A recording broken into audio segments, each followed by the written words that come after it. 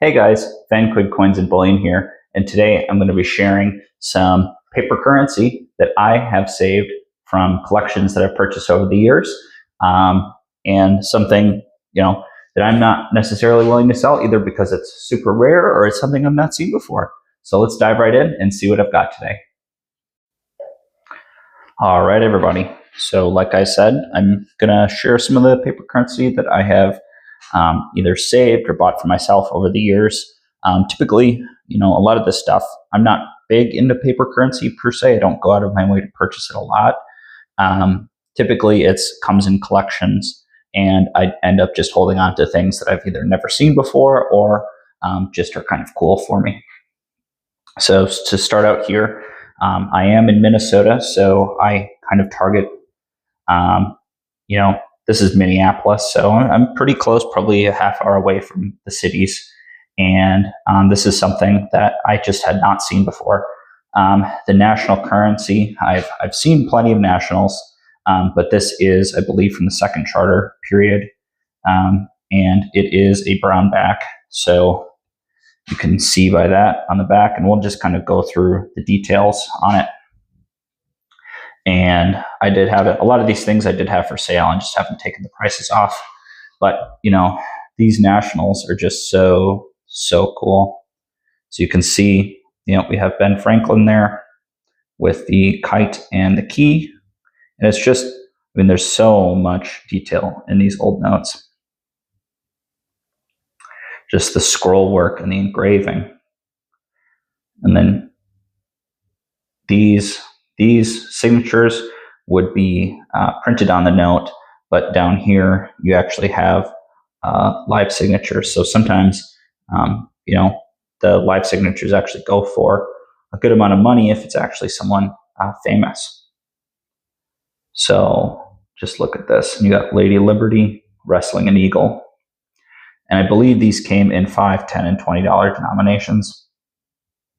These are just so tough to find. The brown backs.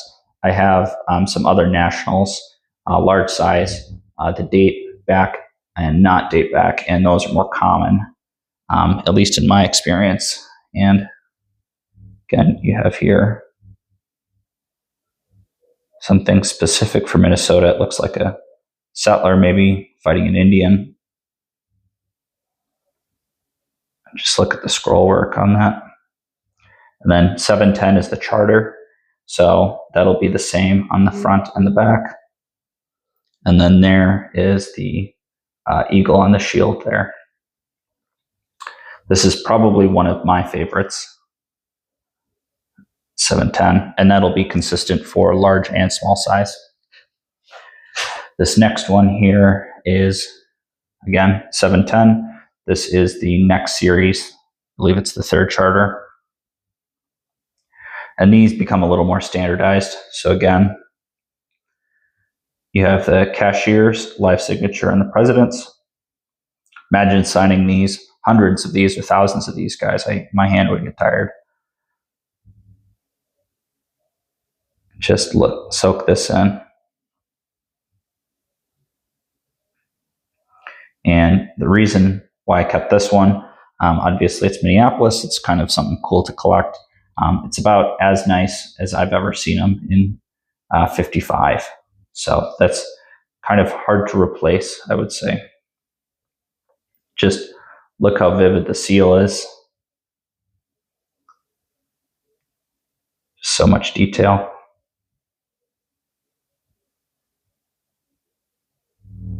We'll go to the back and just look at this art.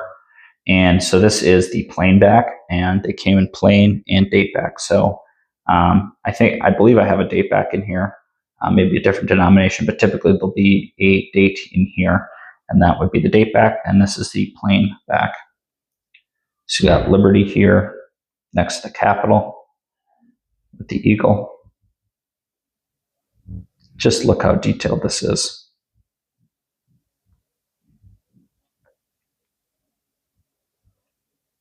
National currency, $20.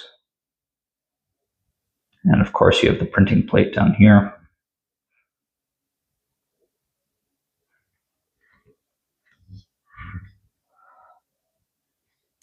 Another front and back there for you guys to see the whole thing. Next one here, Federal Reserve. This is kind of a recent pickup, I believe. Won't cover it as much. Again, the real ones that I'm targeting, if I am going out of my way to buy them, are Minneapolis or Minnesota. So this is more modern, quote unquote modern, from 1914. Got the same seal again on there. Try to get the camera to focus. Doesn't want to. Go in the back here. Just look at that detail, guys. You got the guys working the field with the horses. We got some industry, commerce going on here. You got the whole note there.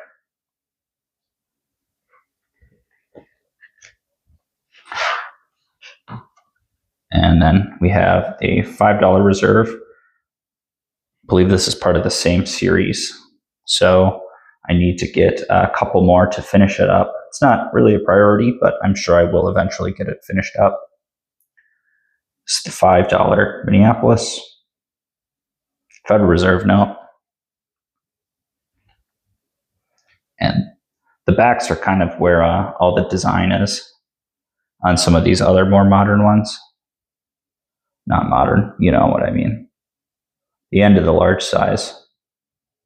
So we got what appears to be the Pilgrims here, or maybe Columbus. And on this side, that looks like the Pilgrims landing in the New World. It's just, I mean, I display these in my office, guys. It's literally just art. And it's just so cool. Such a cool piece of American history.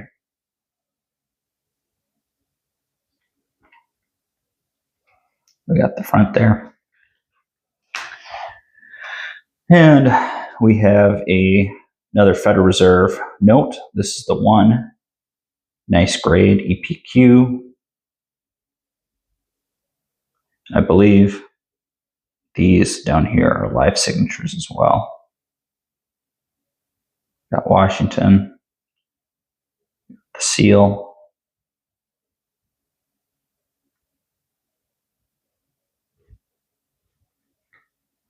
At the back here, it's a pretty iconic look. You got the eagle grasping the American flag. It's just too cool. And another part that's actually more affordable to collect is obsoletes. So some of these here, you know, this is kind of would be more like a company or a town script. So this is a $3 bill, and it's for a business. So, you know, United States City of Paris sells $3 worth of goods. So basically, you could get this and go buy $3 worth of something from this company. And a lot of times, this is either going to be uniface, which means it's just one side, or if they were really nice, they'll have two faces on there.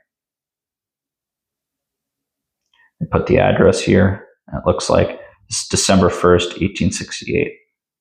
So, you know, if you're to buy something, you know, something like this, you know, that's produced by the Federal Reserve, you know, from the 1800s, 1860s, 70s, 80s, you know, it'll be really, really expensive. But this is, you know, I paid less than $150. That was my retail price on it.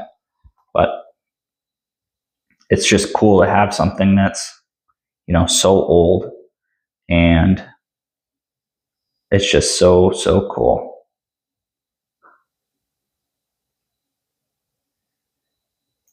The designer just as nice as the ones that the government made.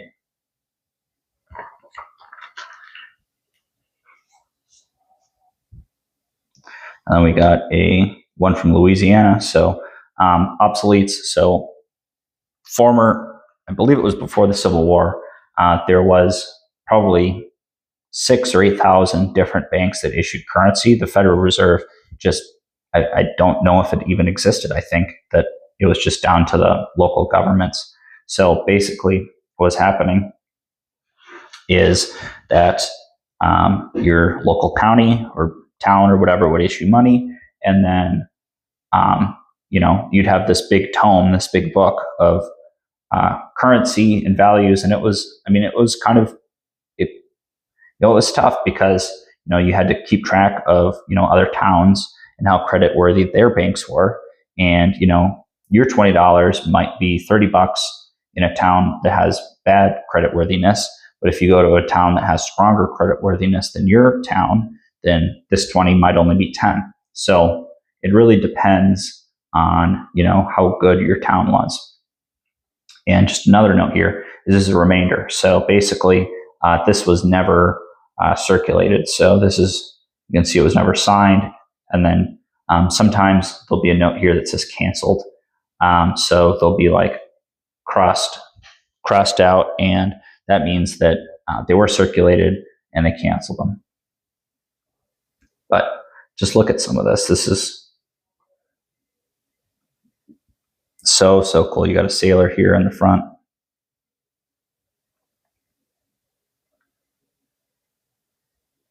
And a lot of these were produced by the American Banknote Company. We'll see if we can see if this one is. You got Lady Liberty here. Yep, exactly right here at the bottom. American Banknote Company. Look at the back on here.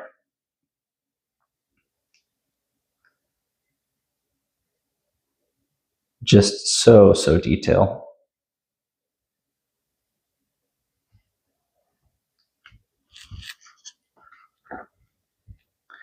And we got another one here from New Jersey. It's got a pretty cool train. This is from the 1850s, so this is a little older. You got some kind of commerce going on with Lady Liberty. Again, you got these live signatures here at the bottom. Just look at that train.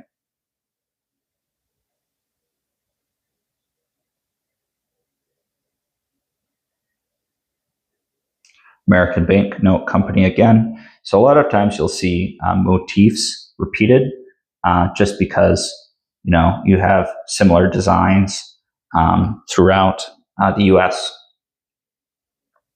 You got that guy, whoever that is, I don't know. Maybe someone local from New Jersey.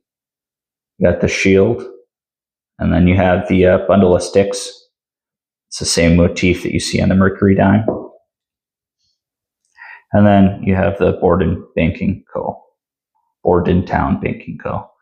And this is more of a plain back. It's not totally, but the design is considerably less detailed than some of the other newer notes. Still very pretty though. And the next one here. So now we have fractional currency. So this is from Florida, Tallahassee. And this would have been Civil War, I believe. So just, you got the live signatures. That's just really, really cool. This is pretty high grade, 66. And this is uniface, so it's only printed on one side.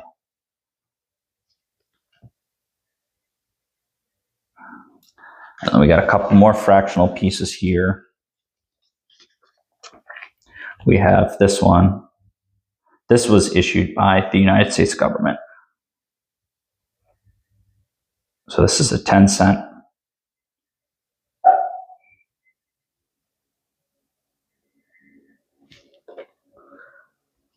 Just look at the detail.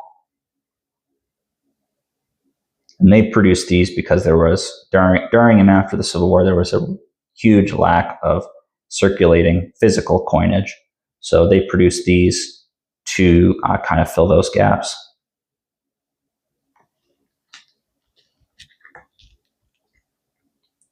We got a 25-cent piece.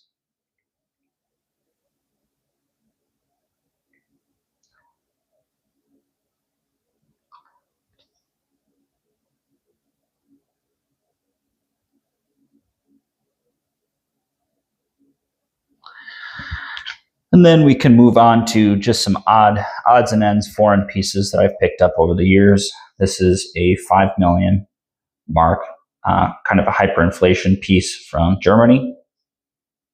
Kind of interesting. A lot of times you can get these that are not very expensive. I probably paid less than $5 for something like this. You can show the back, I suppose. Uniface. So nothing on the back. We have this kind of really oversized piece from Poland. This is super, super large. This is from the early 1920s. Again, it's just kind of stuff that's interesting. A lot of this foreign stuff, I don't go out of my way to buy, but I'll hold on to it if it's kind of interesting. We got this really cool motif on the back.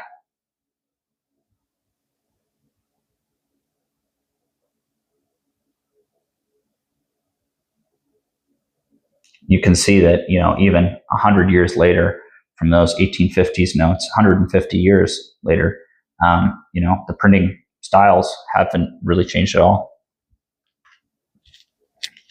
We got an earlier German large size mark. So this is 1,000. I believe this is the back. Yep, there's the front.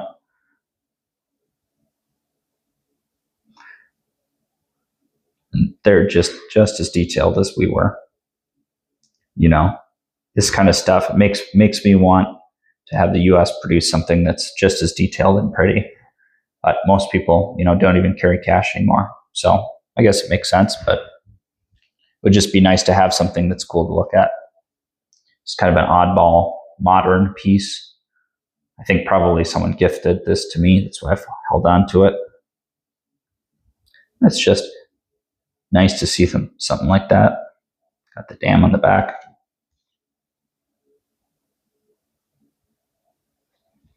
And then we've got just a few more notes. So this is small size Federal Reserve note from Minneapolis. A little more standard looking.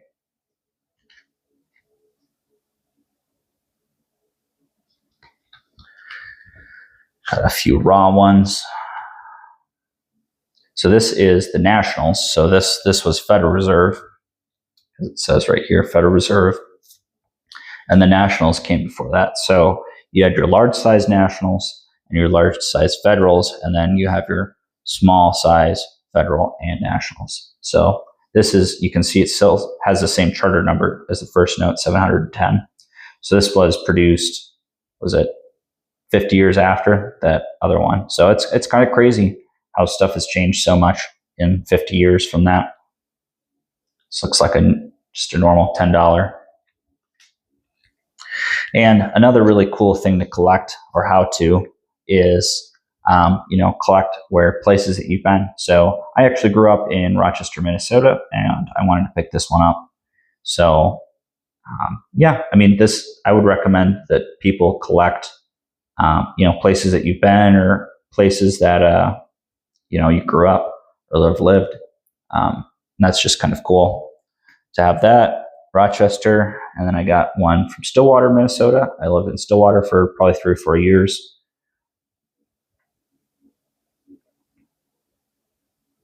It just looks like a normal town on the back. And then the last one here is kind of a fun error. So this came in with a group of collections, and you can see that there's quite a bit of extra ink here. It's transposed in reverse, so it's backwards. So someone messed up at the printing press and this got out, and I just thought it was cool enough to hold on to. So that kind of wraps up the video. Again, I will be out of town for a couple of weeks, and I'm making sure that you guys have content to enjoy. So make sure to like, comment, and subscribe to be entered into the giveaways. We will be doing either one big giveaway when I get back, or a bunch of smaller giveaways on each video. So again, please like, comment, and subscribe, and we'll talk to you guys later. Bye-bye now.